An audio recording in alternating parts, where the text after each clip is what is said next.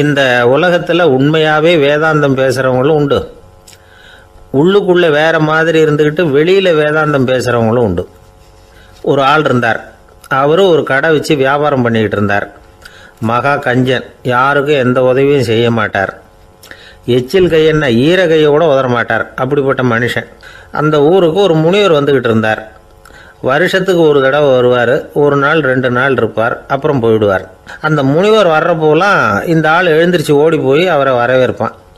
ரொம்ப பெரிய வேதாந்தி மாதிரி அவர்கிட்ட பேசிக்கிட்டு இருப்பான். காயமே இது பொய், வெறும் காற்றடைத்த பையும்மா, தர்மம் தலைகாக்கும்மா. பணம் என்ன சார் பணம், இன்னைக்கு ஒருத்தன் கையில் இருக்கும், நாளைக்கு ஒருத்தன் கையில் இருக்கும், எல்லாம் மாயம். எனக்கு தான் இன்னமும் இந்த சம்சார பந்தத்திலிருந்து விடுபடுறதுக்கு நேரம் வரலேம்மா. அந்த முனிவரும் இந்த ஆள் இப்படி சொல்கிறத கேட்ட உடனே, ஏப்பா அப்படி சொல்கிற, இப்போ கூட நீ சரின்னு சொல்லு, உனக்கு தீட்சை கொடுத்து இதிலேருந்து விடுபடுற ஞானத்தை போதிக்கிறேன் பார். உடனே அந்த ஆள் என்ன சொல்லுவான் தெரியுமா? ஐயோ சாமி, இப்போ அது எப்படிங்க முடியும், பிள்ளைங்கள்லாம் சின்ன சிறுசுங்க, அதுகளுக்கெல்லாம் ஒரு கல்யாணம் காட்சின்னு செஞ்சு கடமையை முடிச்சுட்டா நீங்கள் சொல்கிறபடி செஞ்சு விடலாமா. சரின்னு முனிவர் போயிடுவார். அடுத்த வருஷம் வருவார். இவன் வழக்கம் போல் வேதாந்தம் பேசுவான். சரி தீட்சை கொடுக்குறேன் வா அம்பார். பேரம்பேத்தியை பார்க்கணும், கோர்ட்டில் கேஸ் ஒன்று இருக்குது, அது முடியணும் அப்படின்னு தயங்க ஆரம்பிச்சிருவான். எல்லாம் சொல்லுவான், ஆனால் குடிக்கிறதுக்கு தண்ணி கூட கொடுக்க மாட்டான். ரொம்ப வருஷம் கழித்து மறுபடியும் ஒரு நாள் அந்த ஊருக்கு முனிவர் வந்தார். இவன் கடைக்கு வந்தார். அப்புறம் அங்கே கல்லாவில் நம்ம ஆள் இல்லை, அவன் புள்ள தான் உட்காந்துருக்கிறான். அப்பாவை போலவே பிள்ளையும் எழுந்திரிச்சு ஓடியாந்து முனிவரை வரவேற்றான். அப்பா எங்கேன்னு விசாரித்தார் முனிவர். ஐயோ அதை ஏன் கேட்குறீங்க சாமி, உங்ககிட்ட தீட்சை வாங்கி இந்த சம்சார பந்தத்திலேருந்து விடுதலை பெறணும்னு சொல்லிக்கிட்டே இருப்பார், அது நிறைவேறாமலே போய் சேர்ந்துட்டார். போன மாதம் ஒரு நாள் திடீர்னு நெஞ்சு வலிக்குதுன்னார், அவ்வளோதான் போட்டுன்னு போயிட்டார் அப்படின்னு புலம்புனான் பையன். இதை கேட்டதும் முனிவர் சிரிச்சாரான். அவன் எங்கடா போவான், உன் அப்பா எங்கேயும் போகல, இதோ வாழை ஆட்டிக்கிட்டு உன் காலடியிலே இருந்துக்கிட்டு இருக்கான் பார் அப்படின்னு சொல்லி அங்கே நின்றுக்கிட்டு இருந்த ஒரு நாயை சுட்டி காட்டினாரான். என்ன சாமி சொல்கிறீங்க அப்படின்னு ஆச்சரியமாக கேட்டிருக்கான் பையன். உடனே முனிவர் அந்த நாயோட தலையில் ஒரு தட்டு தட்டி பேசுகிறா அப்படின்னாரான். உடனே அந்த நாய் வேதாந்தம் பேச ஆரம்பிச்சுட்டு தான். காயமே இது போய் வெறும் காற்றடைத்த பைய அப்படின்னு தான். முனிவர் சொன்னார், அடே இப்போவும் ஒன்றும் கெட்டு போகல, நீ விரும்புனா சொல்லு, உனக்கு தீட்சை கொடுத்து என் பின்னாடியே அழைச்சிட்டு போயிடுறேன், அங்கே அழைச்சிட்டு போய் உனக்கு ஞானத்தை போதிக்கிறேன், வர்றியா அப்படின்னு கேட்டிருக்கார்.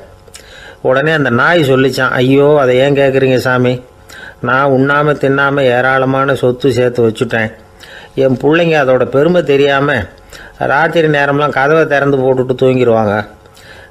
அதனால் இப்படி நாயாக பிறந்து ராத்திரி பகலாக சுற்றி சுற்றி காவல் காத்துக்கிட்டு கிடக்கிறேன்.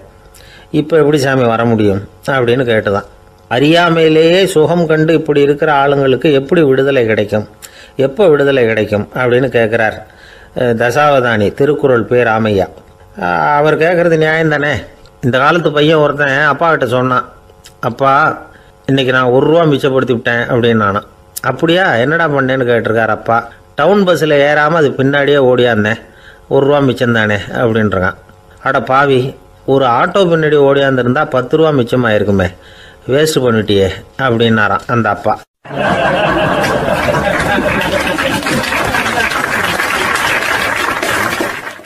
ஒரு ஊரில் ஒருத்தர் இருந்தான்.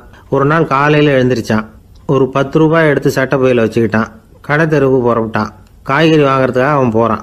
காய்கறி சந்தைக்கு போய் சேர்ந்தான். கத்திரிக்காய் 4 கிலோ கொடுங்கன்னா கொடுத்தாங்க. காசு கொடுக்கறதுக்காக சட்டை பையில் கையை விட்டான், பணத்தை காணும். 10 ரூபாயை சட்டை பையில் வச்சுக்கிட்டு தான் வந்தான். அது இப்போ அங்கே இல்லை, வழியில் எங்கேயும் அது விழுந்துடுது போல்ருக்கு. அல்லது யாராவது திருடர்கள் தெரியாமல் அதை எடுத்துக்கிட்டு போட்டாங்களா என்னன்னு தெரியல. எப்படியோ 10 ரூபாயை அவன் இழந்துட்டான். கையில் காசு இல்லை. அதனால் கத்திரிக்காயை திருப்பி கொடுத்துட்டு கவலையோடு வீட்டுக்கு திரும்பி வந்தான். அதையே நினச்சிக்கிட்டு இருந்தான். அவனுக்கு துக்கம் அதிகமாக போச்சு, அழ ஆரம்பிச்சிட்டான். காய்கறிகள் வாங்கிட்டு ஆனந்தமாக சமைச்சு சாப்பிட்லாம்னு நினச்சோம், அது முடியாமல் போச்சேங்கிற கவலை அவனுக்கு. அதனால் அதை மறக்கவே முடியல. இது நடந்து கொஞ்ச நாள் ஆச்சு. அதே மனுஷன் இன்னொரு நாள் அதே மாதிரி புறப்பட்டான். பணத்தை எடுத்து பையில் வச்சுக்கிட்டான். காய்கறி சந்தையை நோக்கி போய்கிட்டு இருக்கிறான். இப்போ வழியில் ஒரு ஏழை பையனை பார்த்தான். தம்பி எங்கே போகிற அப்படின்னு கேட்டான். ஐயா பள்ளிக்கூடத்துக்கு போயிட்டுருக்கிறேன் அவன். சரி அதுக்கே எவ்வளவு கவலையோடு போயிட்டுருக்கிற அப்படின்னு விசாரித்தான் அவன். ஐயா நான் ரொம்ப ஏழை, வீட்டில் வசதி இல்லை, பரீட்சைக்கு பணம் கட்டணும், இன்றைக்கி கடைசி நாள், என்ன செய்கிறதுன்னு தெரியலன்னா.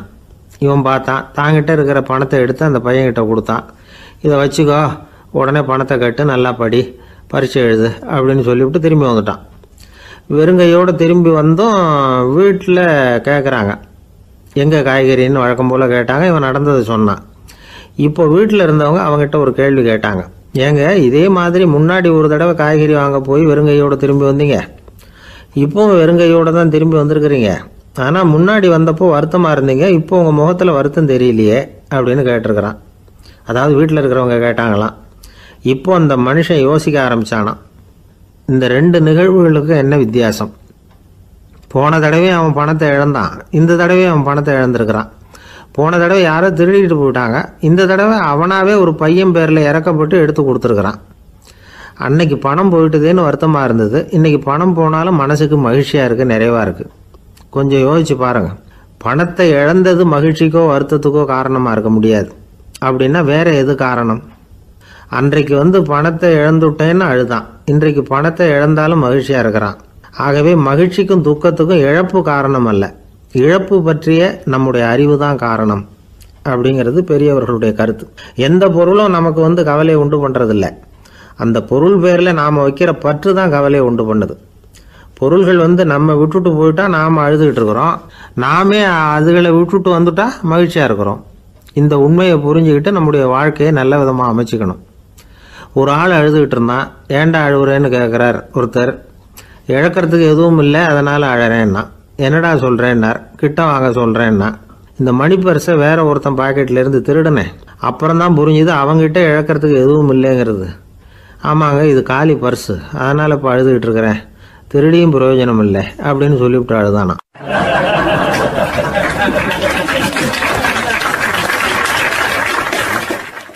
ஒரு சீன தேசத்து அரசர் இருந்தார்.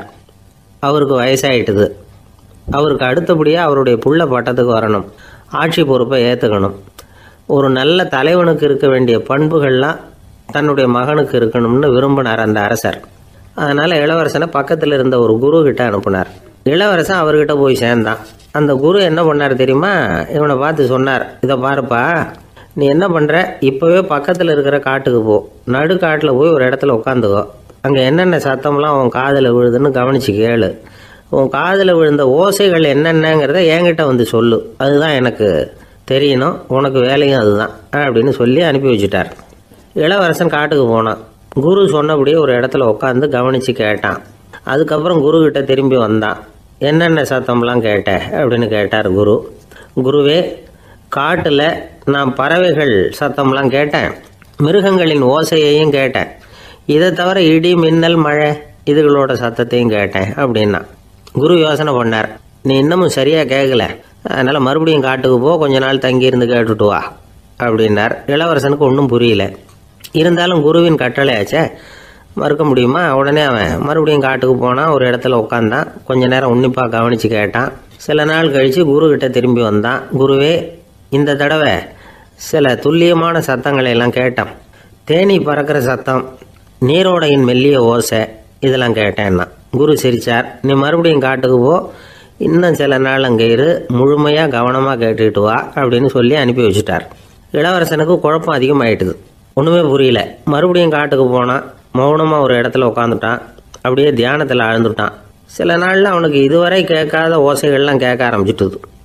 இதைத்தான் நான் கேட்கணும்னு என்னுடைய குரு எதிர்பார்த்துருக்கிறாருங்கிறத புரிஞ்சுக்கிட்டான். உடனே குரு கிட்ட ஓடனான். குருவே, இந்த தடவை காதுகளுக்கு கேட்க முடியாத சில ஓசைகளை கூட என்னால் உணர முடிஞ்சுது. பூ மலருகிற ஓசை, சூரியனால் பூமி சூடாகிறப்போ எழுகிற ஓசை, காலை பனித்துளி இந்த புல்லுலாம் குடிக்கிற ஓசை, இது எல்லாம் என்னால் நல்லா கேட்க முடிஞ்சுது அப்படின்னா. குருவுக்கு இப்போ தான் திருப்தி ஏற்பட்டு தான் இளவரசனை பார்த்து சொன்னார், இதை பாருப்பா, இப்போ தான் நாட்டை ஆளுகிற தகுதி உனக்கு வந்திருக்குது அப்படின்னு சொல்லி அதுக்கு விளக்கமும் கொடுத்தாராம். எந்த அரசன் தன்னுடைய மக்களின் இதயம் பேசுகிற மௌன மொழியை, மௌன வார்த்தைகளை கேட்குறானோ அவன் தான் ஆள தகுதி உள்ளவன். எந்த அரசன் தன்னுடைய மக்களின் உணர்ச்சிகளை உண்மையாக உணர்றானோ அவன் தான் முதன்மையான அரசன். போலி வார்த்தைகளை மட்டும் கேட்டுட்டு பல மௌன ராகங்களை காதில் வாங்கிக்காதவன் அரசனே இல்லை. எந்த நாட்டில் எப்போ ஒரு அரசன் தன்னுடைய மக்களின் உணர்ச்சிகளை கேட்க மறுக்கிறானோ அன்னையிலேருந்தே அந்த நாடு அழிய தொடங்குது அப்படின்னு அர்த்தம். இதுதான் அந்த குரு இளவரசனுக்கு போதிச்சது. வாயால் பேசுறத மட்டும் கேட்டு ஏமாறக்கூடாது, உணர்ச்சிகளையும் கேட்கறதுல தான் மனப்பக்குவம் உண்டாகும்.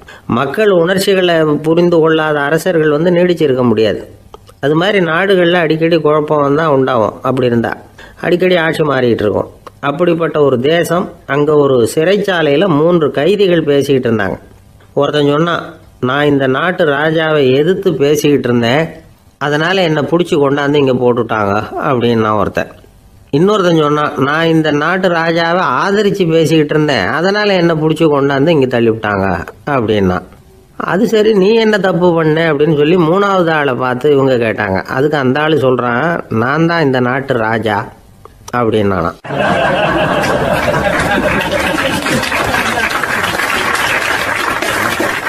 ஒரே ஒரு ஊரில் ஒரு பாதிரியார் இருந்தார். ரொம்ப நாள் சந்தோஷமாக வாழ்ந்தார்.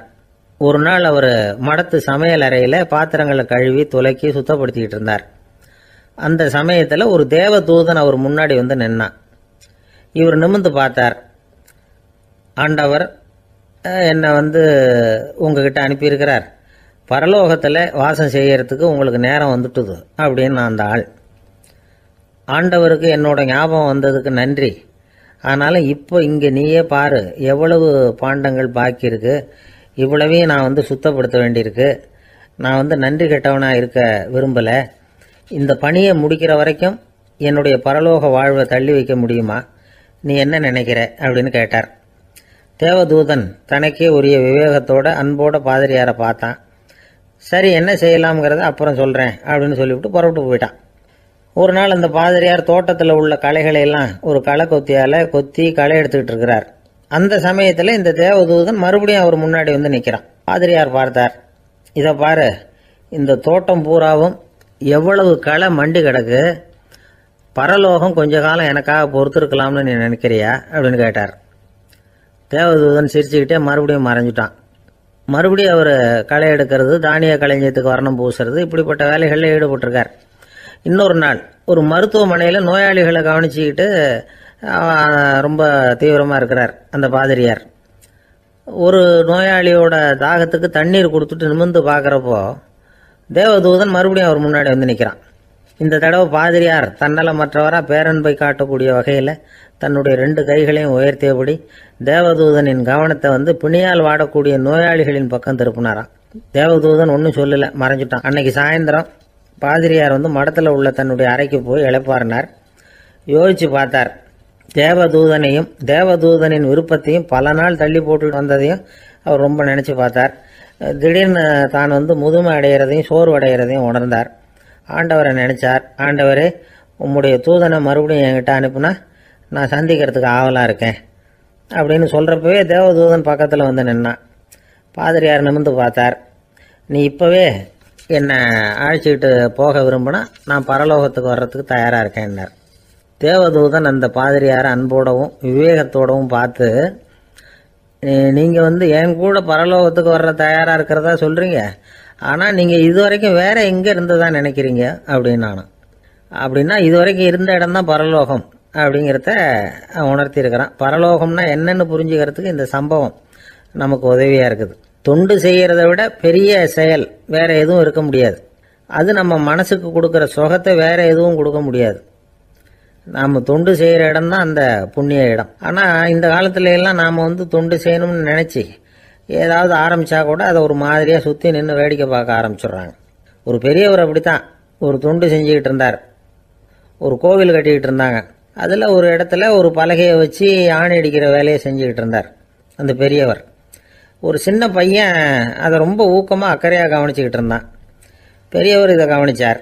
என்னப்பா பார்க்குற, உனக்கும் இது மாதிரி தொண்டு செய்யணும்னு ஆசையாக இருக்கா அப்படின்னு கேட்டார். அதுக்கு அந்த பையன் சொல்கிறான், அப்படி இல்லைங்க, நீங்கள் ஆணி அடிக்கிறப்போ கையில் சுத்தியால் அடிச்சுக்கிட்டா எப்படி துடிப்பீங்க, எப்படி கத்துவீங்கன்னு தெரிஞ்சுக்கிறதுக்காக அதை பார்க்கணும்னு ஆசை, அதுக்காக தான் காத்துக்கிட்டு இருக்கேன் அப்படின்னு நான்.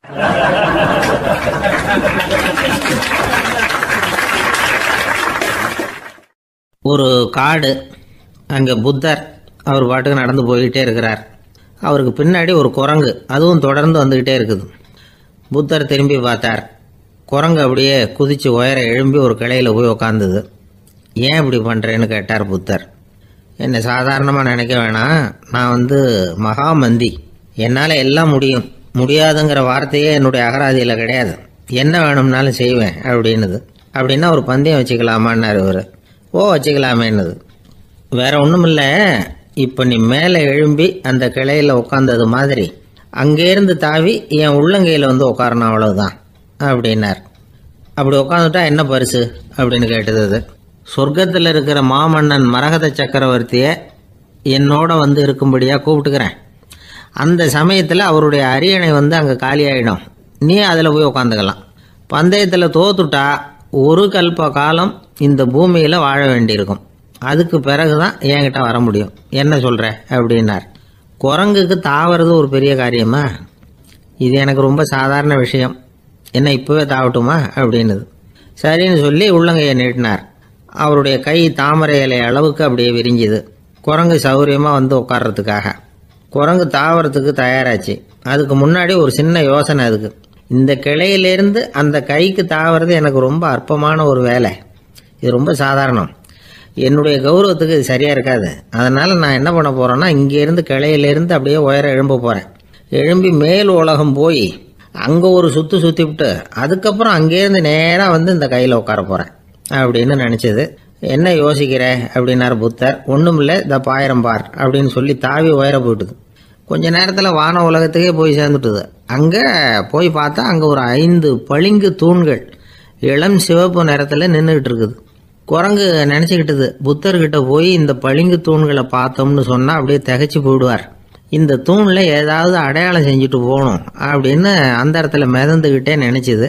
உடனே ஒரு தூணில் எழுதிச்சு. என்ன எழுதிச்சுன்னா, ஒரு மகா ஞானி இங்கே வந்துட்டு போகிறார் அப்படின்னு எழுதிச்சு. எழுதிவிட்டு அப்படியே கீழே தாவி வந்து புத்தரோட உள்ளங்கையில் உட்காந்துது. எப்படி பார்த்தீங்களா என்னுடைய வேலை? வான உலகத்துக்கே போய் அங்கே இருக்கிற 5 பளிங்கு தூண்களை பார்த்துட்டு அதில் நான் வந்த விவரத்தை எழுதி வச்சுட்டு அதுக்கப்புறம் இங்கே வந்திருக்கிறேன் அப்படின்னுது ரொம்ப பெருமையாக. அப்படியா அப்படின்னார் புத்தர். ஆமாம், சந்தேகமாக இருந்தால் வாங்க, அழைச்சிட்டு போய் காட்டுறேன் அப்படின்னுது அந்த குரங்கு. அதுக்கு தேவையில்லை, அப்படியே கொஞ்சம் கீழே குனிஞ்சு பார்த்து தெரியும் அப்படின்னார் புத்தர். அங்கே பார்த்தா புத்தரோட உள்ளங்கை தெரிஞ்சுது. நல்லா உத்து பார்த்துது. அவரோட ஒரு விரலில் அது எழுதிய வாசகம் தெரிஞ்சுது. குரங்கு யோசனை பண்ணிச்சு, அப்படின்னா வானத்தில் நான் பார்த்தது புத்தரோட விரல்களா அப்படின்னு யோசிச்சுது. இதை புரிஞ்சுக்கிட்ட உடனே அந்த குரங்கோட கர்வம் அழிஞ்சு போச்சான். நம்ம மனசு தான் இந்த குரங்கு. மனம்ங்கிறதும் ஆணவம்ங்கிறதும் ஒரு நாணயத்தின் 2 பக்கங்கள். மனம் உள்ளவரை ஆணவமும் இருக்கும். மனம் அழிஞ்சாதான் ஆணவம் அழியும்.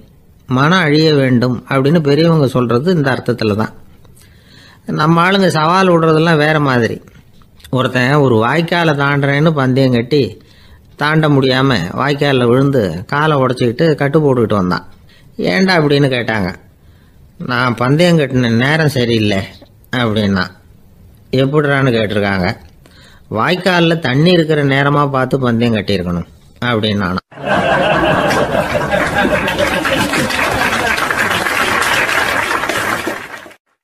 எனக்கு அதிர்ஷ்டமே இல்லை சார் அப்படின்னார் ஒருத்தர். ஏன் அப்படி சொல்றீங்கன்னு கேட்டோம். வியாபாரம் பண்ணலாம்னு ஒரு கடை வச்சேன். வேண்டிய போட்டவங்க கூட என் கடையில் வந்து எதுவும் வாங்க மாட்டேங்கிறான். எல்லாரும் அடுத்த கடைக்கு தான் போகிறான் அப்படின்னு சொல்லி ரொம்ப அழுத்துக்கிட்டார். இதுக்கு போய் அதிர்ஷ்டம் இல்லைன்னு சொல்லாதீங்க. வாடிக்கையாளர்களை வந்து கவர்றது எப்படிங்கிறது உங்களுக்கு தெரியல, அதுதான் குறை அப்படின்னும். சார், உங்களுக்கு தெரிஞ்ச அந்த ரகசியத்தை எனக்கும் கொஞ்சம் சொல்லி கொடுங்களேன் அப்படின்னார்.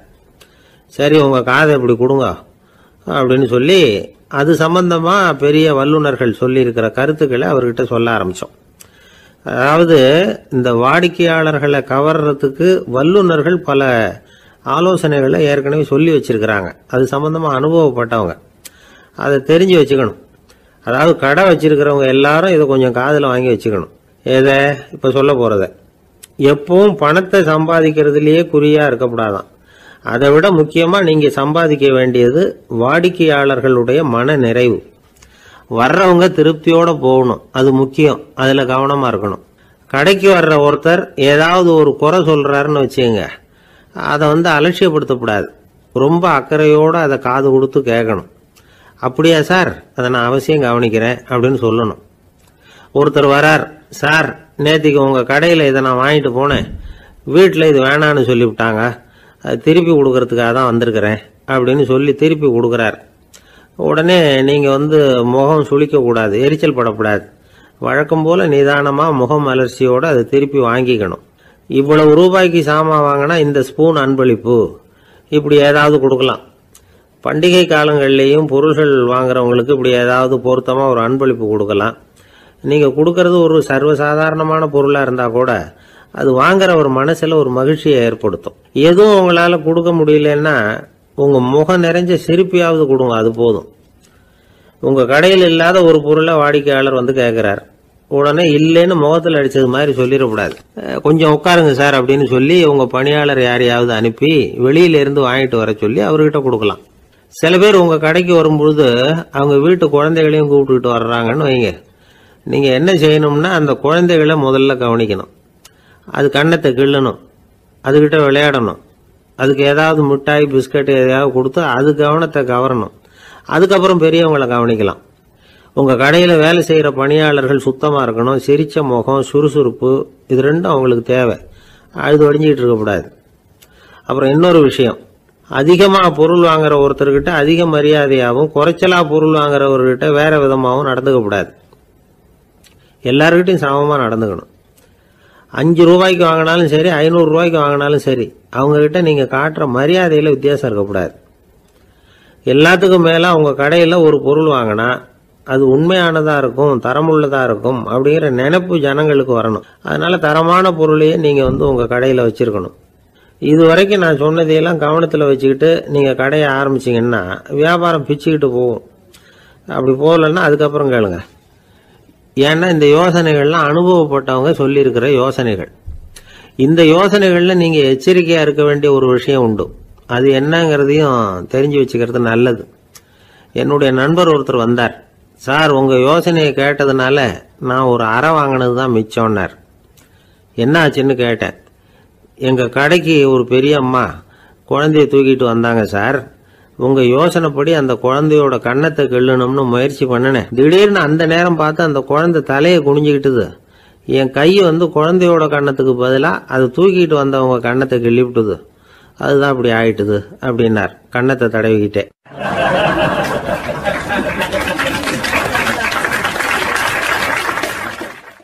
தானத்துல சிறந்தது எது அப்படின்னு ஒரு கேள்வியை கேட்டு தானத்துல சிறந்தது நிதானம் அப்படின்னு அதுக்கு ஒரு பதிலும் சொல்றவங்க உண்டு. நிதானம் ரொம்ப அவசியம். அதுவும் இன்றைய உலகத்துக்கு ரொம்ப அவசியம். இன்னைக்கு உலகம் ரொம்ப பரபரப்பா போய்கிட்டு இருக்குது. பொறுமையா இருக்கணும்னு நினைக்கிறவங்களால கூட அப்படி இருக்க முடியறதில்ல. பொறுமையை சோதிக்கிறது மாதிரி பல சம்பவங்கள். அதையெல்லாம் சந்திச்சே தீர வேண்டி இருக்குது. எங்கே போனாலும் கியூவில் நிற்க வேண்டியிருக்குது. எங்கே போனாலும் காத்துக்கிட்டு இருக்க வேண்டியிருக்கு. ஆஃபீஸ்லேயோ வீட்லேயோ கூட நீங்கள் நிதானமாக பொறுமையாக நடந்துக்க தெரியலன்னா உங்களுக்கு சிடுமூஞ்சி, முசுடு இப்படிலாம் பேர் வச்சுருவாங்க. அது உங்களுக்கு தேவையா? சரி, வாழ்க்கையில் பொறுமைசாலின்னு பேர் வாங்கிறதுக்கு என்ன வழி? முதல் பாயிண்ட், நீங்கள் நினைக்கிறது, எதிர்பார்க்கறது, செய்யறது எல்லாமே 100% கரெக்டாக நடக்கணும்னு ஆசைப்படக்கூடாது. எதுவாக இருந்தாலும் அதில் ஓரளவுக்கு தவறு நடக்கலாம் அப்படிங்கிறத எதிர்பார்த்தே இருக்கணும். ஓரளவுக்கு அதை அனுமதிக்கணும். ஒரு நண்பரை 6 மணிக்கு ஒரு இடத்துக்கு வர சொல்லியிருக்கிறீங்க. 6 மணிக்கு அவர் வரல.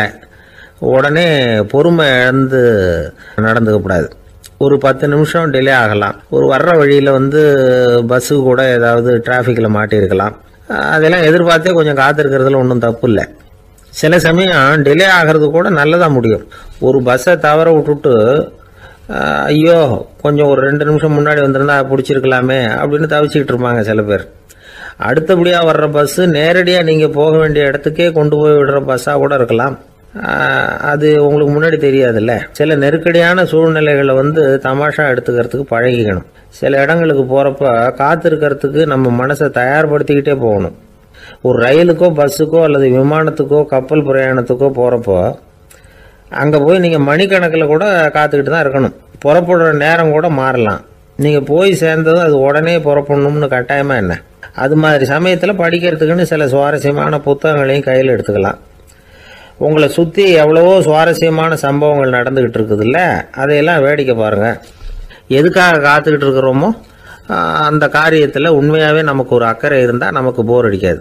சில கோயில்களில் பார்த்துருப்பீங்க, தரிசனத்துக்காக பக்தர்கள் நாள் கணக்கில் காத்துக்கிட்டு இருப்பாங்க. அவங்களெலாம் அழுத்துக்கிறது இல்லை. ஆண்டவனை தரிசிக்கணுங்கிற உண்மையான அக்கறை இருக்கிறதுனால அவங்களுக்கு போர் அடிக்கிறது இல்லை.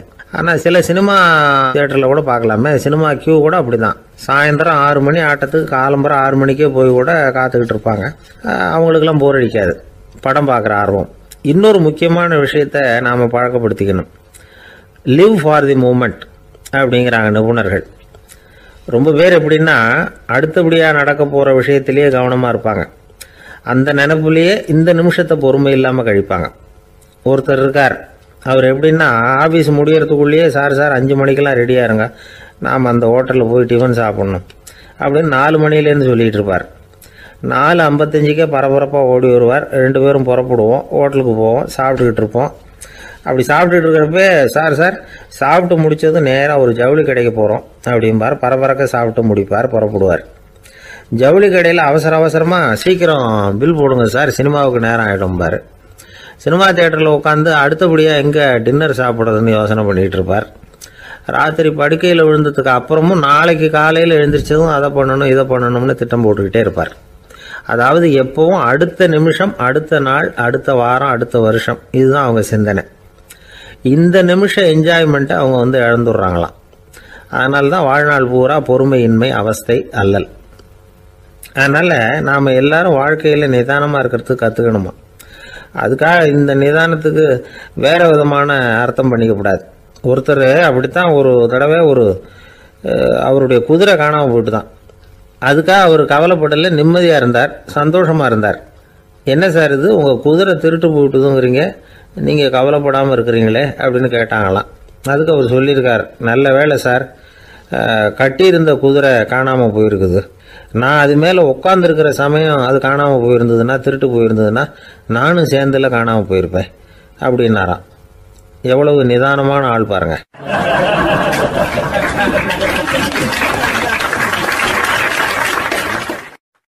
ஒரு நாள் காலை நேரம் ஒரு குரு படுக்கையை விட்டு எழுந்திருக்கிறார். உடனே சீடர்களை பார்த்து எல்லாரும் இப்படி வாங்கங்கிறார். எல்லாரும் வர்றாங்க வேகமாக. என்னங்க வேணும் உங்களுக்கு அப்படிங்கிற மாதிரி எல்லாரும் குருவை பார்த்தாங்க பயபக்தியோட. குரு அந்த சீடர்களை பார்த்து, இதை பாருங்கள், இப்போ நான் ஒரு சிக்கலான விவகாரத்தில் மாட்டிக்கிட்டு இருக்கிறேன், அதை நீங்கள் தீர்த்து வச்சா நல்லதுன்னார். சீடர்களுக்கு ஒன்றும் புரியல. என்ன இது, இவர் இப்படி சொல்கிறாரு, நமக்குள்ள எல்லா விவகாரங்களையும் தீர்த்து வைக்கிறவர் நம்ம குருநாதர், அவருடைய விவகாரத்தை நாம் தீர்த்து வைக்கிறதா, ஆச்சரியமாக இருக்குதே, குருநாதருக்கே சிக்கலா அப்படின்னு யோசனை பண்ண ஆரம்பித்தாங்க. இருந்தாலும் ரொம்ப பணிவாக கேட்டாங்க, சுவாமி உங்களுக்கே சிக்கலா, இந்த உலகத்து சிக்கல்களுக்கும் சிரமங்களுக்கும் அப்பாற்பட்டவர் அல்லவா தாங்கள், அப்படிப்பட்ட உங்களுக்கு சிக்கல்னா அது எப்படி அப்படின்னாங்க. எனக்கு ஏற்பட்டிருக்கிற சிக்கல் அவ்வளவு பெருசு, ரொம்ப பெரிய விவகாரம் அது அப்படின்னார் குரு. கொஞ்சம் விவரமாக சொல்லுங்க அப்படின்னாங்க இவங்க. இப்போ அந்த குரு விவரத்தை சொன்னார். அதாவது நேற்று ராத்திரி நான் ஒரு கனவு கண்டேன். அந்த கனவில் நான் ஒரு பட்டாம்பூச்சியாக மாறிட்டேன். அப்படி மாறி ஒவ்வொரு மலராக பறந்து போய் உட்காந்து தேன் சாப்பிட்டேன் அப்படின்னார். சீடர்கள் இதை கேட்டதும் ரொம்ப திகைச்சு போயிட்டாங்க. என்ன இது ஒரு பெரிய பிரச்சனையா, ஒரு சாதாரண கனவு கண்டதுக்காகவா இந்த காலை வேளையில் நம்மளையெல்லாம் குருநாதர் இவ்வளவு அவசரமாக கூப்பிட்டுருக்கார் அப்படின்னு நினச்சாங்க. இருந்தாலும் கேட்டாங்க, இதில் என்ன சிக்கல் சுவாமி, கனவுங்கிறது எல்லாருக்கும் வரத்தானே செய்யும் அப்படின்னார் ஒரு சீடர். சீடர்களே, பிரச்சனை அது இல்லை. நான் இன்னைக்கு காலையில் கண்ணு முழிச்சு பார்த்தப்போ நான் நானாக மறுபடியும் மாறிட்டேங்கிறத தெரிஞ்சுக்கிட்டேன். இதில் சிக்கல் என்னன்னா, இப்போ அந்த பட்டாம்பூச்சி தான் நானாக ஆயிட்டதாக கனவு கண்டுகிட்டு இருக்கா அப்படிங்கிறது தான். ஒரு மனுஷன் பட்டாம்பூச்சி ஆகிறதாக கனவு காண முடியுங்கிறப்போ அந்த பட்டாம்பூச்சியும் மனுஷனாக ஆகிறதாக கனவு காண முடியும் இல்லையா? இப்போ எனக்கு யதார்த்த நிலை தெரியணும், எது நிஜம்னு தெரியணும். நேற்று ராத்திரி நான் கண்டது கனவா, அல்லது இது பட்டாம்பூச்சி கண்டுகிட்டு இருக்கிற கனவா? இதுதான் குரு கேட்ட கேள்வி. இதை கேட்டதும் சீடர்கள் ரொம்ப குழம்பி போயிட்டாங்க. சுவாமி, இது வரைக்கும் நாங்கள் தூங்குறப்ப பார்க்கறது கனவுன்னும் மூழ்கிட்டு இருக்கிறப்ப பார்க்கறது நனவுன்னு நம்பிக்கிட்டு இருக்கிறோம். இப்போ எங்களை ரொம்ப குழப்பிட்டீங்க, இதுக்கு பதில் சொல்ல எங்களுக்கு சக்தி இல்லை அப்படின்னு சொல்லிவிட்டாங்களாம். அதுக்கப்புறம் அந்த குரு சொன்னாராம், நினைவு தான் முக்கியமான அம்சம். முடிவு கட்டம்னா பகலின் நினைவுகளை விட இரவின் கனவுகளே ரொம்ப உண்மை. ஒருத்தன் வந்து தூங்க போனால் தூங்கிக்கிட்டே இருந்தால் அவன் காணும் கனவு பொய்ங்கிறத அவன் உணர மாட்டான். ஒவ்வொரு கனவும் காணும் பொழுது அது ரொம்ப உண்மையாக தான் தெரியுது. ஒரு கனவு கூட உண்மை இல்லைன்னு கனவுல தோன்றுவதே இல்லை அப்படின்னார் குரு. அகில வாழ்வு அத்தனையும் சொற்பனம் கண்டாய் அப்படிங்கிறார் தாயுமானவர். ஆகையினால நம்ம கனவுலேருந்து நாம் என்னைக்கு முழிச்சிக்க போகிறோம் அப்படிங்கிறது தான் ஒரு முக்கியமான கேள்வி. ஒருத்தர் வந்தார், காலில் கட்டோடு வந்தார். என்னங்க காலில் கட்டுன்னு? சார், நேற்று ராத்திரி தூக்கத்தில் எங்கள் வீட்டு கூரையில் ஏணியை சாத்தி வச்சு இறங்கினப்போ வழுக்கி விழுந்து காலை உடச்சிக்கிட்டேன்னார். உங்கள் வீட்டில் தான் ஏணியே கிடையாது சார் அப்படின்னு. உண்மைதான் சார், நான் கீழே விழுந்து முழிச்சுக்கிட்டதுக்கு அப்புறம் தானே ஏணி இல்லைங்கிறது எனக்கு ஞாபகம் வந்தது அப்படின்னார்.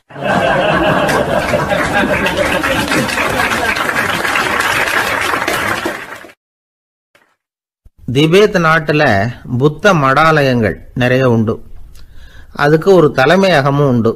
அது இந்த திபேத் தலைநகரம் லாசாவில் இருக்குது. ரொம்ப காலத்துக்கு அப்பால் அதை பற்றியெல்லாம் நிறைய விவரங்கள் எழுதி வச்சிருக்கிறாங்க. அது இப்போவும் நமக்கு கிடைக்குது. அதாவது ரொம்ப தூரத்துக்கு அந்தாண்ட மலைகளுக்கு நடுவில் ஒரு கிளை மடாலயம்.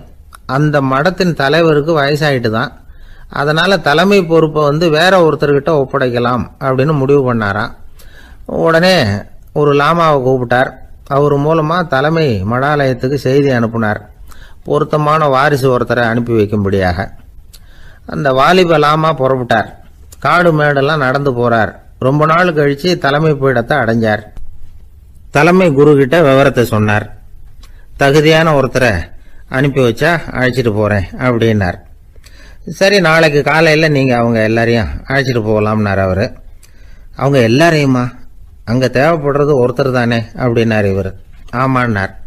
அப்புறம் ஏன் எல்லாரையும் அழைச்சிட்டு போக சொல்கிறீங்கன்னார். அது இப்போ உனக்கு புரியாது. நான் ஒரு 100 பிக்குகளை அனுப்புகிறேன், அதாவது பிட்சுகளை. அவ்வளவு பேரையும் அங்கே வச்சு சமாளிக்க முடியாது அப்படின்னார் இவர். இருந்தாலும் இப்போ அந்த தலைமை குரு என்ன சொன்னார்னா, அதை பற்றி கவலைப்படாத, நான் 100 பேரை அனுப்புகிறேன். அதில் 99 பேர் வழியிலேயே காணாமல் போடுவாங்க. ஒருத்தன் மட்டும்தான் வருவான். அவனும் அங்கே சேர்ந்துட்டானா நீ ரொம்ப கொடுத்து வச்சவன் அப்படின்னார். இவருக்கு ஒன்றும் புரியல. இருந்தாலும் மறுநாள் அந்த வாலிபலாமா 100 பேரை அழைச்சிக்கிட்டு புறப்பட்டார். போகிற வழியிலேயே பல பேர் அங்கங்கே பிச்சுக்கிட்டு போயிட்டாங்க. அவர் சொன்னது மாதிரியே. வழியில் அவங்க ஊர்கள் இருந்தது தான் காரணம். அப்பா அம்மாவை பார்த்துட்டு வரேன் அப்படின்னு கொஞ்சம் பேர் போனாங்க. சொந்த பந்தத்தை பார்த்துட்டு வரேன் அப்படின்னு கொஞ்சம் பேர். ஒரு வாரம் ஆச்சு. இப்போ மிஞ்சினது 10 பேர் தான். வழியில் ஒரு நகரம். அங்கே சில பிட்சுக்கள் சந்திச்சாங்க.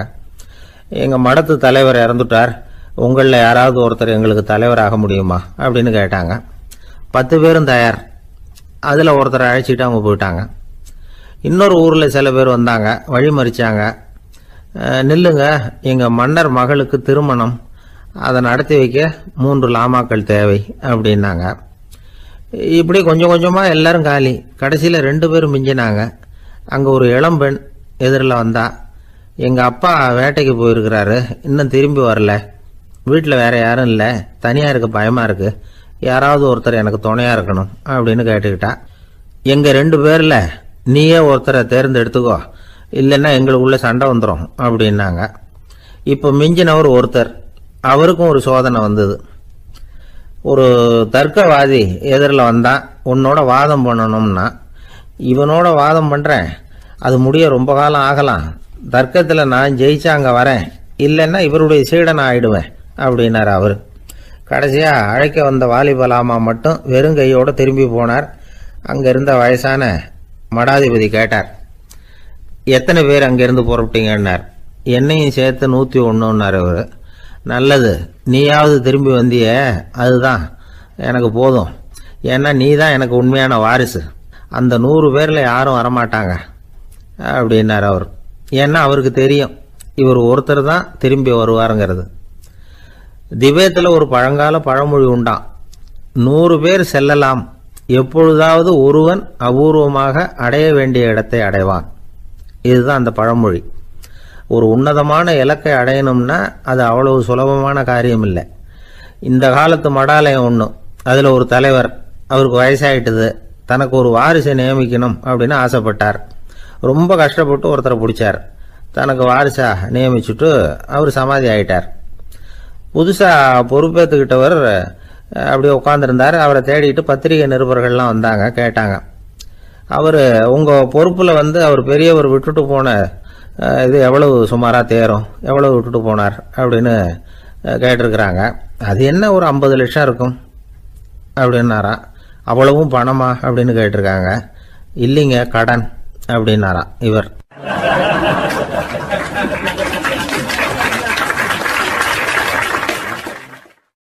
ஒரு ஊரில் ஒரு ஆள் இருந்தான். அவனுக்கு ஒரே ஒரு மகள். அவளை நல்ல இடத்துல கட்டி கொடுக்கணும்னு ஆசைப்பட்டான். அதுக்காக மாப்பிள்ளை தேடிக்கிட்டு இருந்தான். அவன் கொஞ்சம் வசதியான ஆள், அதனால் நிறைய பேர் வந்தாங்க. இருந்தாலும் ஒரு நல்ல குணமுள்ள மாப்பிள்ளையாக இருக்கணும் அவன் எதிர்பார்த்தான். அப்படி இருக்கணும்னு தொடர்ந்து முயற்சி பண்ணான். கடைசியாக ஒரு 3 பேர் கிடைச்சாங்க. அந்த 3 பேரில் யாரை தேர்ந்தெடுக்கிறது, இதுதான் அவனுக்கு வந்த குழப்பம். இந்த நிலைமையில் ஒரு பெரியவரை தேடி போனான். அவர்கிட்ட தன்னுடைய பிரச்சனையை சொன்னான். அவர் கொஞ்சம் யோசனை பண்ணார். அதுக்கப்புறம் 3 பேரையும் கூப்பிட்டார். இதை பாருங்கப்பா, உங்கள் 3 பேருக்கும் 3 மாத கால அவகாசம் தர்றேன். நீங்கள் இப்போ போகலாம். 3 மாதம் கழித்து திரும்பி வரலாம். அப்படி வரும்பொழுது இந்த 3 மாத காலத்தில் நீங்கள் செஞ்ச நல்ல காரியம் ஏதாவது ஒன்று சொல்லணும். அதை வச்சு உங்களில் ஒருத்தரை நாங்கள் தேர்ந்தெடுத்துக்கிறோம் அப்படின்னு சொன்னாராம். 3 பேரும் சரின்னு சொல்லிவிட்டு திரும்பி போயிட்டாங்க. 3 மாதம் ஆச்சு. அதுக்கப்புறம் ஒரு நாள் திரும்பி வந்தாங்க. அவர் அவங்கள கூப்பிட்டு உட்கார வச்சார். அப்புறம் கேட்டார், இப்போ சொல்லுங்கள், இந்த 3 மாத காலத்தில் நீங்கள் செஞ்சுருக்கிற ஏதாவது ஒரு நல்ல காரியத்தை சொல்லுங்க அப்படின்னார். முதல்ல ஒருத்தன் எழுந்திரிச்சு நின்னான். ஐயா, எங்கள் அப்பா இறந்த பிறகு அவரோட கணக்கு வழக்குகளை எடுத்து பார்த்துக்கிட்டு இருந்தேன். அவர் ஒரு வியாபாரிகிட்ட 10,000 ரூபா கடன் வாங்கியிருக்கிறதாக எழுதியிருந்தார். அந்த வியாபாரியும் இப்போ உயிரோடு இல்லை. இருந்தாலும் அந்த வியாபாரியோட மகனை தேடி கண்டுபிடிச்சேன். கணக்கு புத்தகத்தை காட்டினேன். உங்கள் அப்பா கிட்ட 10,000 ரூபா கடன் வாங்கியிருக்கிறதாக இதை எழுதியிருக்கிறார். அதனால் அதை திருப்பி கொடுக்கறதுக்காக வந்திருக்கிறேன். இந்தாங்க அந்த பணம் அப்படின்னு சொல்லி கொடுத்துட்டு வந்துட்டேன் அப்படின்னு நானும். இதை பெரியவர் கவனமாக கேட்டுக்கிட்டார். அதுக்கப்புறம் 2வது இளைஞன் எழுந்திரிச்சான். ஐயா, நான் போன மாதம் ஒரு நாள் ராத்திரி வேளையில் ஒரு காட்டுப்பாதை வழியாக எங்கள் ஊருக்கு போய்கிட்டு இருந்தேன். அந்த சமயத்தில் அந்த வழியாக வந்துக்கிட்டு இருந்த ஒரு வழிப்போக்கர்கிட்ட 4-5 திருடர்கள் வம்பு வளர்த்து அவர்கிட்ட இருந்த பொருளை எல்லாம் கொள்ளையடிச்சிக்கிட்டு இருந்தாங்க. நான் உடனே ஒரு குச்சியை எடுத்துகிட்டு ஓடினேன். அந்த திருடர்களை அடித்து விரட்டினேன். பொருளை எல்லாம் மீட்டு அந்த வழிப்போக்கர்கிட்ட ஒப்படைச்சேன். அவரை பத்திரமா அழைச்சிட்டு போய் அவர் வீட்டில் விட்டுட்டு வந்தேன் அப்படின்னு நானும். இதையும் பெரியவர் கவனமாக கேட்டுக்கிட்டார். அடுத்தபடியாக 3வது இளைஞன் எழுந்திரிச்சான். ஐயா, போன மாதம் ஒரு நாள் நான் ஒரு மலைப்பாதை வழியாக போய்கிட்டு இருந்தேன். மலைப்பாதை விளிம்பில் ஒரு மதகு கட்டை, அது மேலே ஒரு ஆள் படுத்து தூங்கிட்டு இருந்தான். அந்த பக்கம் தவறி உருண்டு விழுந்திருந்தான்னா அதில் பாதாளம். அது மலையடி வாரத்தில் போய் தான் விழணும், அவ்வளவு பள்ளம். அது தெரியாமல் அவன் பாட்டுக்கு தூங்கிட்டு இருந்தான். நான் உடனே அவன்கிட்ட ஓடி போய் குனிஞ்சு அவன் முகத்தை பார்த்தேன். அப்போ தான் புரிஞ்சுது, அவன் ஏற்கனவே எனக்கு தெரியும். அவனை எனக்கு நிறைய கெடுதல் பண்ணியிருக்கிறான், இடைஞ்சல் கொடுத்தவன். இருந்தாலும் ஐயோ பாவம்னு நினச்சி அவனை எழுப்பி பாதுகாப்பாக வேற ஒரு இடத்துல படுக்க வச்சுட்டு வந்தேன் அப்படின்னு நானும். பெரியவர் இதையும் கேட்டுக்கிட்டார். அதுக்கப்புறம் அவங்க 3 பேரையும் பார்த்து, நீங்கள் போகலாம், நாங்கள் யோசித்து முடிவு பண்ணி உங்களுக்கு சொல்லி அனுப்புகிறோம் அப்படின்னாராம். அந்த இளைஞர்கள் புறப்பட்டு போயிட்டாங்க.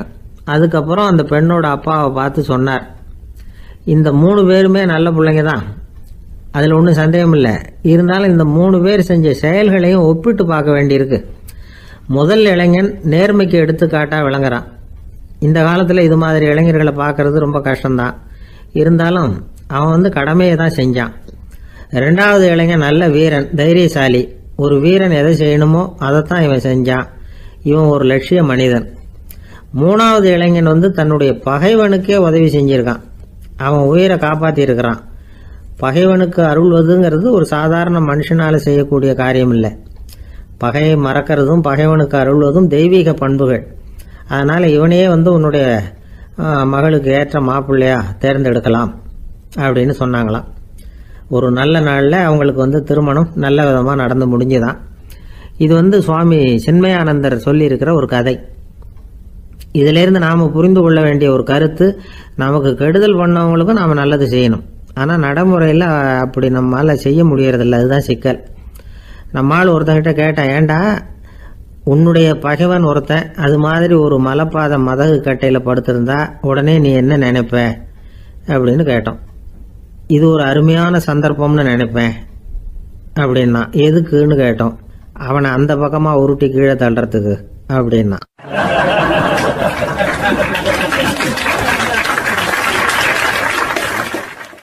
ஒருத்தர் சிகரெட்டும் கையுமா வந்தார். சார், இந்த புகைப்பிடிக்கிற பழக்கத்தை நிறுத்தி போடணும்னு தான் பார்க்குற முடியலன்னார். புகைப்பிடிக்கிறத நிறுத்துறது ரொம்ப சுலபம் சார் அப்படின்னார் இன்னொருத்தர். எப்படி சொல்கிறீங்கன்னு கேட்டார் அவர். நான் கூட ஏற்கனவே 10 தடவை அந்த பழக்கத்தை நிறுத்தி இருக்கிறேன் சார் அப்படின்னார் இவர். இதுலேருந்து என்ன தெரியுது? புகைப்பழக்கத்தை திடீர்னு விட்டு விடுறதுங்கிறது ரொம்ப கஷ்டம்னு தெரியுது. இருந்தாலும் இது சம்பந்தமான ஆராய்ச்சி, அனுபவம், இது ரெண்டையும் அடிப்படையாக வச்சு சில வழிமுறைகளை சொல்கிறாங்க. அதாவது புகைப்பிடிக்கிறத நிறுத்துறதுக்கு 10 வழிகள் உண்டு அப்படின்னு சொல்கிறாங்க. அது என்னங்கிறத தெரிஞ்சுக்கிட்டா உபயோகப்படுதான்னு பார்க்கலாமே. முதல் கருத்து என்னன்னா, கொஞ்ச நாளைக்கு புகைப்பிடிக்கிற நண்பர்களை விட்டு விலகி இருக்கணும். இதனால் புகைப்பிடிக்கிற ஆசை குறையும். அந்த பழக்கத்தை மறுபடியும் ஆரம்பிக்கப்படாதுங்கிற எண்ணம் உறுதிப்படும். ரெண்டாவது கருத்து, புகைப்பிடிக்கிறதை எதிர்த்து தீவிரமாக பிரச்சாரம் செய்ய ஆரம்பிச்சிடணும். அது அடுத்தவங்களுக்கும் உபயோகப்படும், உங்களுக்கும் உபயோகப்படும். உங்கள் உள்ளுணர்வை அது தூண்டும், உங்களை உறுதி கொள்ள வைக்கும். மூன்றாவது கருத்து என்னன்னா, தினமும் 2 தடவை குளிக்கணும். எப்படி தெரியுமா? முதல்ல வெது வெதுப்பான தண்ணீர், அப்புறம் குளிர்ந்த தண்ணீர், இப்படி மாறி மாறி குளிக்கணுமா. நாலாவது கருத்து, உடற்பயிற்சிகள் செய்யணும். மூச்சு வாங்குற மாதிரியான பயிற்சிகள் ரொம்ப நல்லதான். பிராணாயாமம் அப்படிங்கிற மூச்சு பயிற்சி ரொம்ப நல்லதுங்கிறாங்க. அப்புறம் ஐந்தாவது கருத்து, சாப்பாடு மிதமாக இருக்கணும், சீராக இருக்கணும். பச்சை காய்கறிகள், பழங்கள் சாப்பாட்டில் சேர்த்துக்கலாம். அடிக்கடி கொஞ்சம் கொஞ்சமாக சாப்பிட்டு ரத்தத்தில் சர்க்கரையின் அளவை பராமரிக்கணும். இது நரம்புகளை அமைதிப்படுத்தும். ஆறாவது கருத்து என்னன்னா, ரொம்ப நேரம் பசியோடு இருக்கக்கூடாது. புகைப்பிடிக்கிறத நிறுத்த முயற்சி செய்யும் பொழுது எடை குறைப்பு நடவடிக்கைகளை மேற்கொள்ளக்கூடாது. ஏழாவது கருத்து, காப்பி, தேநீர், மதுபானம், அப்புறம் போதைப் பொருள்கள் கலந்த உணவுகள் இதெல்லாம் வேணாம். புகைப்பிடிக்கிறத அதெல்லாம் ஊக்கப்படுத்தும். கடுகு, மிளகு, அப்புறம் காரமான பொருள்களை தவிர்க்கணும். உப்பு அளவை குறைக்கணும். தினமும் 10 கோவள தண்ணீராவது குடிக்கணும். வெறும் தண்ணி புகைப்பிடிக்கிற ஆவலை தணிக்குதான். எட்டாவது கருத்து, கையில் சிகரெட்டு, புகையில ஏதாவது இருந்தால் உடனே தூக்கி எறிஞ்சிருங்க. அது கையில் இருக்கிற வரைக்கும் புகைப்பிடிக்கிற ஆசை வந்துக்கிட்டே இருக்கும். 9வது கருத்து என்னன்னா, இறை நம்பிக்கை உள்ளவங்க புகைப்பிடிக்கிற எண்ணம் வர்றப்போவெல்லாம் பிரார்த்தனை செய்ய ஆரம்பிச்சுடலாம். 10வது கருத்து, உங்களுக்கு ரொம்பவும் வேண்டியவங்க யாரோ அவங்கக்கிட்ட எல்லாம் நீங்கள் புகைப்பிடிக்கிறத நிறுத்தி விட்டதா சொல்லிவிடுங்க. இந்த 10 வழிகளையும் கடைபிடிக்க ஆரம்பிச்சுட்டா புகைப்பிடிக்கும் பழக்கத்தை நிறுத்தி விடலாம் அப்படின்னு சொல்கிறாங்க அனுபவப்பட்டவங்க. முயற்சி பண்ணி பார்க்கலாம். ஒரு முக்கியமான இடத்துல நின்றுக்கிட்டு இருந்தார் ஒருத்தர். அங்கே இன்னொருத்தர், ஏன் சார் இந்த இடத்துல சிகரெட் பிடிக்கலாமா அப்படின்னு அனுமதி கேட்டார். இந்த இடத்துல சிகரெட் பிடிக்கக்கூடாதுங்க அப்படின்னாரு இவர். நீங்கள் இப்படி சொல்கிறீங்க, ஆனால் இந்த இடத்துல கீழே நிறைய சிகரெட் துண்டுகள் கிடக்குதே, அவங்கெல்லாம் யார்? அவங்கெல்லாம் உங்கள் மாதிரி என்கிட்ட அனுமதி கேட்காதவங்க அப்படின்னாரா இவர்.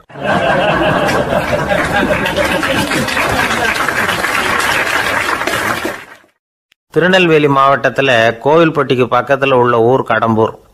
காமராசர் முதலமைச்சராக இருந்த காலம். கடம்பூரில் ஒரு பள்ளி சீரமைப்பு மாநாடு நடக்குது. அந்த பக்கத்தில் உள்ள பள்ளிக்கூடம்லாம் அதில் கலந்துக்குது. கண்காட்சி வேற, ஊர் பூரா விழா கோலம். மறுநாள் மாநாடு நடக்க போகுது. ஆனால் முதல் நாளே மழை பிடிச்சிக்கிட்டுது. மறுநாளும் அது விடாமல் பேஞ்சிக்கிட்டு இருக்குது.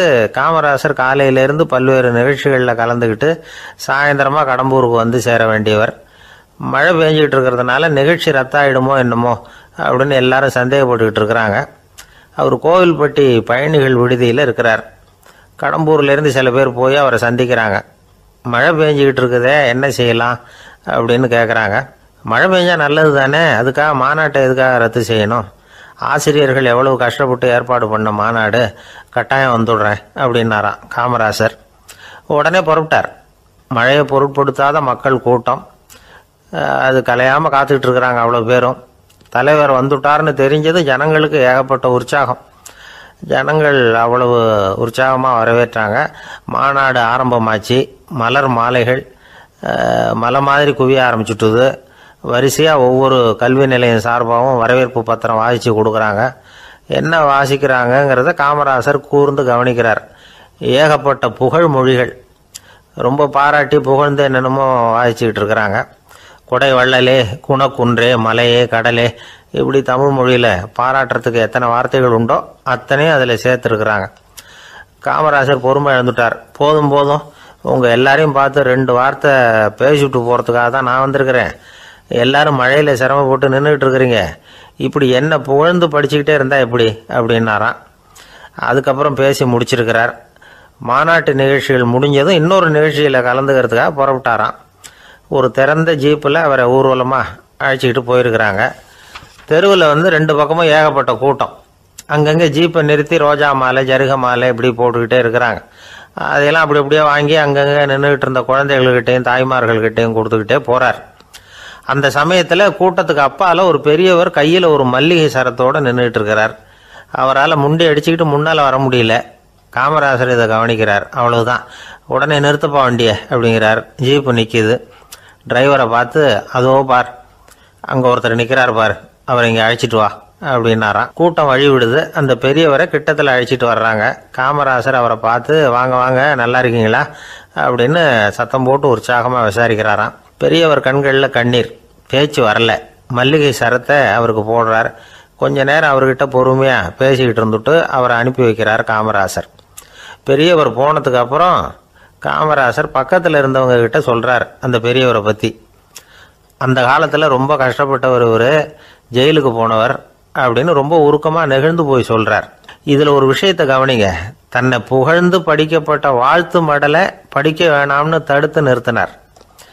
எங்கேயோ ஒரு மூலையில் கையில் ஒரு 4 முழம் மல்லிகை சரத்தோடு ஒதுங்கி நின்றுக்கிட்டு இருந்த அந்த தொண்டரை அவ்வளவு பெரிய கூட்டத்துக்கு நடுவுலையும் தேடி கண்டுபிடிச்சி கிட்டத்தில் கூப்பிட்டு அவர் கொடுத்த அன்பு மாலையை வாங்கி கழுத்தில் போட்டுக்கிட்டார். அதுதான் காமராசர். தோல்விகள் கூட அவரை கொஞ்சம் கூட பாதித்ததில்லை. ஒரு பொது தேர்தலில் அவர் தோற்று போகிறார். தொண்டர்கள்லாம் அழறாங்க. அதில் ஒருத்தர் மெதுவாக காமராசர்கிட்ட போய், என்ன தலைவரே, நீங்கள் கூட தோற்று போயிட்டீங்களே அப்படின்னு கலக்கமாக சொல்லியிருக்கிறார். அதுக்கு காமராசர், நான் கூட தோற்று போகிறதுக்கு பேர் தான்ப்பா ஜனநாயகம் அப்படின்னாராம்.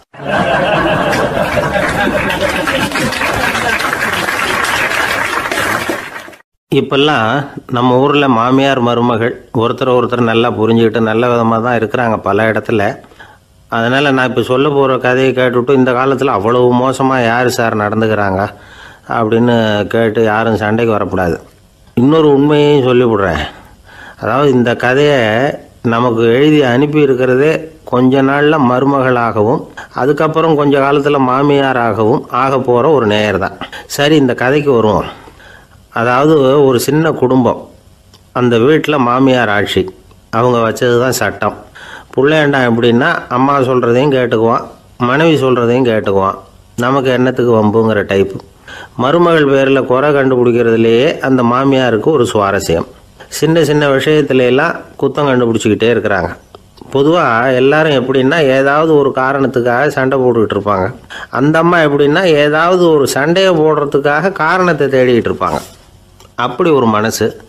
அந்த மருமக பொண்ணு பாவம் பயந்து பயந்து ஒவ்வொரு காரியமும் செஞ்சுக்கிட்டு வந்தது. இப்படியே பல வருஷம் ஓடி போட்டுது. அந்த மாமியாருக்கும் ரொம்ப வயசாகிட்டுது. இருந்தாலும் அந்த பழைய சுபாவம் மட்டும் மாறவே இல்லை.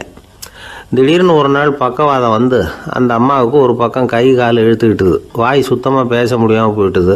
சத்தம் மட்டும் வரும். ஒரு பக்கத்து கை காலை அசைக்க முடியும். பேசுகிறதெல்லாம் கையால் தான், அதாவது கை சைகையால். இப்படிப்பட்ட நிலைமையில் கூட அந்த பொண்ணு தண்ணியோ பாலோ இவங்க எதிரில் கொண்டாந்து வச்சா அதை வேணும்னே தட்டி விட்டுட்டு ஒம்பு வளர்க்குறது. அதுக்கப்புறம் அந்த பொண்ணு தரையை சுத்தப்படுத்தும்ல, அதை பார்த்து ரசிக்கிறது. இருந்தாலும் அந்த பொண்ணு இதையெல்லாம் பெருசுப்படுத்தாமல் ரொம்ப பொறுமையாக தான் இருந்தது. ஒரு நாள் வீட்டில் வச்சுருந்த பாலை பூனை குடிச்சிட்டு போயிட்டுது. வயசான காலத்தில் இந்த அம்மா பால் இல்லாமல் கஷ்டப்படுவாங்களே அப்படின்னு நினச்சி பக்கத்து வீட்டில் போய் கொஞ்சம் பால் வாங்கிட்டு காய்ச்சி மாமியார் முன்னாடி கொண்டாந்து வச்சுது அந்த பொண்ணு. வழக்கம் போல் அந்த அம்மா பாலை தட்டி விட்டுட்டாங்க. இது அந்த மருமக பொண்ணு கவனிச்சுட்டுது. இவ்வளவு நாள் பொறுமையாக இருந்த அந்த மருமகளுக்கு இன்னைக்கு இதை பார்த்து தான் அசாத்திய கோபம் வந்துட்டுது. கதவுக்கு பக்கத்தில் சாத்தி வச்சுருந்த உலக்கையை எடுத்து மாமியார் தலையில் போட, அது குறி தவறி கழுத்தில் பட, அந்த அம்மா கழுத்தை பிடிச்சிக்கிட்டு ஊன்னு கத்த, இந்த பொண்ணு ஒன்றும் அலட்டிக்காமல் உலக்கை எடுத்து மறுபடியும் கதவு பக்கம் சாத்தி வச்சுட்டு அது பாட்டுக்கு நடந்து போயிட்டுது. இருந்தாலும் மனசுக்குள்ளே லேசாக ஒரு பயம். கணவன் வீட்டுக்கு வந்ததும் என்ன விஷயம்னு கேட்டால் எப்படி சமாளிக்கிறது. அன்னைக்குன்னு பார்த்து ரொம்ப நேரம் கழித்து வீடு வந்து சேர்ந்தான் கணவன். உடனே அந்த அம்மா புகார் பண்ண ஆரம்பிச்சுட்டுது. பேச்சு தான் வராத, அதனால் ஒரு பக்கத்து கையால் சைகை காட்டுது. கதவுக்கு பக்கத்தில் இருந்த உலக்க பக்கமாக கையை நீட்டி காட்டி அப்படியே அந்த கையை தன் கழுத்துக்கு பின்பக்கமாக சுற்றி காட்டி நாக்கை வெளியில் நீட்டி நடந்த விஷயத்தை புரிய வைக்கிறதுக்கு முயற்சி பண்ணுது. இவனுக்கு ஒன்றும் புரியல. என்ன சொல்கிறாங்க அம்மா அப்படின்னு மனைவிகிட்ட கேட்குறான். அதுக்கு அந்த பொண்ணு ரொம்ப புத்திசாலித்தனமாக, என்னங்க உங்கள் அம்மா சொல்கிறது உங்களுக்கு இன்னும் புரியலையா? அவங்க உங்களை பார்த்து என்ன சொல்கிறாங்கன்னா, ஏன்டா உலக்க மாதிரி நிற்கிற, சாக போகிற எனக்கு சங்கிலி எதுக்கு, என் கழுத்தில் கிடக்கிற இந்த சங்கிலியை கழட்டி என் மருமக கழுத்தில் போடுறா அப்படின்னு சொல்கிறாங்க அப்படின்னு தான். ஓ அப்படியா விஷயம்னு சொல்லி அம்மா கழுத்தில் இருந்த சங்கிலியை எடுத்து மனைவி கழுத்தில் போட்டுட்டு, அம்மா உன் விருப்பப்படியே போட்டாச்சு, இனிமேலாவது நிம்மதியாக படுத்து தூங்கு அப்படின்னு சொல்லிவிட்டு உள்ளே போயிட்டான். பார்த்தீங்களா கதையை? அதனால தான் மாமியார்கள் சைகை காட்டுறதுன்னா கூட இனிமேல் ஜாக்கிரதையாக இருக்கணும்.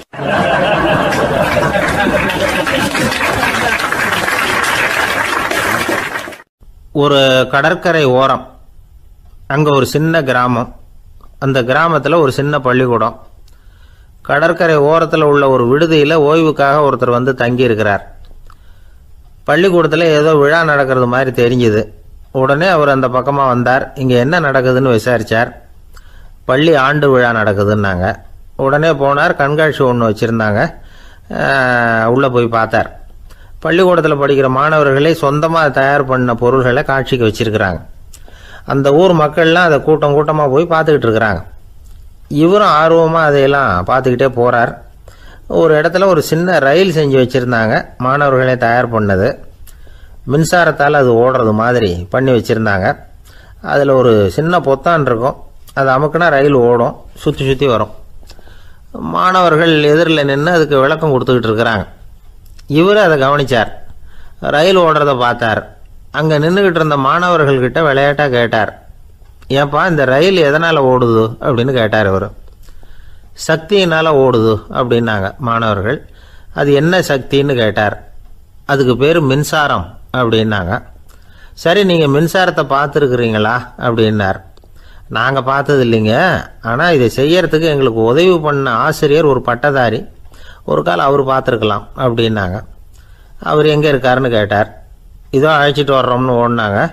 அவர் அழைச்சிட்டு வந்தாங்க. அவர்கிட்ட ஒரு பெரியவர் கேட்டார், மின்சாரத்தை நீங்கள் பார்த்துருக்குறீங்களா அப்படின்னு. மின்சாரத்தை பார்க்குறதாவது நான் பார்த்ததே இல்லை. நான் பார்த்தது அது செயல்படுற விதத்தை தான். அது விளக்கை எரிய வைக்குது, ரயிலை ஓட வைக்குது, இது மாதிரி எத்தனையோ எந்திரங்களை செயல்பட வைக்குது. ஆனால் உண்மையிலேயே அது என்னன்னு எனக்கு தெரியாது. ஒருவேளை இந்த பள்ளிக்கூடத்து தலைமை ஆசிரியருக்கு தெரிஞ்சிருக்கலாம், ஏன்னா அவர் ஒரு மேல்நிலை பட்டதாரி அப்படின்னாராம் அவர். சரின்னு போய் தலைமை ஆசிரியரை கூப்பிட்டுக்கிட்டு வந்தாங்க. அவர்கிட்டையும் இதே கேள்வி கேட்டாராம் அவர். மன்னிக்கணும், இந்த கேள்வி இதுவரைக்கும் யாரும் என்கிட்ட கேட்டதில்லை. சக்தியை யாரும் பார்க்க முடியாது, ஆனால் அது செயல்படும் விதத்தை தான் பார்க்க முடியும் அப்படின்னாராம் அவர். இப்போ இதுவரைக்கும் கேட்டுக்கிட்டு இருந்த பெரியவர் சிரித்தார். சிரிச்சுட்டு சொன்னாராம், சரி அதுக்காக ஒன்றும் கவலைப்படாதீங்க, என்னுடைய பெயர் தாமஸ் ஆல்வா எடிசன் அப்படின்னாராம். இதை கேட்டதும் அங்கே இருந்தவங்களுக்கெல்லாம் அதிர்ச்சி, ஆச்சரியம். என்னது, நீங்கள் தானா எடிசன்? நீங்கள் எவ்வளவு மின்சார கருவிகளை உண்டாக்கி இருக்கிறீங்க, நீங்களா இந்த கேள்வியை கேட்டது அப்படின்னாங்களாம். ஆமாம், நான் தான் கேட்குறேன், ஏன்னா நானே மின்சாரத்தை பார்த்தது கிடையாது அப்படின்னாராம் அவர். அன்புங்கிறது இப்படிப்பட்டது தாங்கிறார் ஓஷோ. அன்புங்கிறது நம்ம உடற்கூறு அமைப்பில் இல்லை, அது நம்ம உடம்புல உள்ள சுத்த சக்தியின் வெளிப்பாடு. அதை உணரத்தான் முடியுமே தவிர பார்க்க முடியாது. அன்பே உன்னை நான் என் இருதயத்தில் வச்சிருக்கிறேன் அப்படின்னுலாம் சொல்லுவான். இதெல்லாம் சும்மா. இது டாக்டர்கள் சொல்கிற இருதயம் கிடையாது. அது ரத்தத்தை தள்ளுகிற ஒரு கருவி, அவ்வளவுதான். ஞானிகள் சொல்லுகிற இதயம் வேற, அது கண்ணுக்கு புலப்படாத ஒரு சக்தி. என்னுடைய இதயம் ரொம்ப விசாலமானது சார் அப்படின்னார் ஒருத்தர். அப்படிங்களான்னு ரொம்ப மரியாதையா, ஆமாங்க டாக்டர் அப்படி தான் சொல்கிறார், கொஞ்சம் வீங்கி போய் பெருசாக இருக்குதான் அப்படின்னார்.